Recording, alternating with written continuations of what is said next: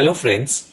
The United States is perhaps one of the biggest consumers of Chinese goods. But presently, the President of the United States of America criticized China, alleging unfair trade practices and theft of intellectual property rights. The increasing tension between the US and China and the implementation of tariff war indicate a strong possibility of a full-blown trade war between these two countries. This may have implications of impacting the global and the Indian economies. So, what are the positives for India? Due to the trade war between US and China, India could gain an advantage. Being a developing economy, the resource fulfillment of US would be done by India. India would be viewed as a source of procurement of resources for US after the trade war with China.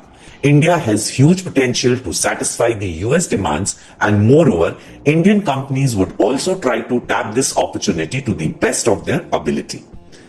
India is focusing on automotive parts, chemicals, electrical equipment, among others, after the US and China slapped reciprocal duties on each other's goods. US companies have already started making inquiries about sourcing from Indian players, especially in the auto component space. India's share in global merchandise export is very low compared to China. So, this can increase India's share now. So, what can be the negatives for India? A trade war is a bad news leading to inflation and low growth in the economy.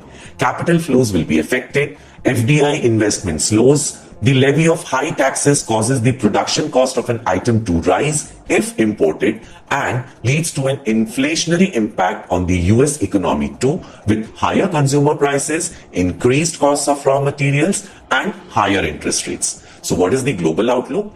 The effects of a trade war are unlikely to be restricted to merely these two countries. It is said that the risks to the short-term outlook has shifted to the downside. Downgrades to global growth also reflect turbulence in a number of emerging market economies. An indicator released by the World Trade Organization to gauge global trade predicts that if it trades below 100, it means weak growth in trade world over.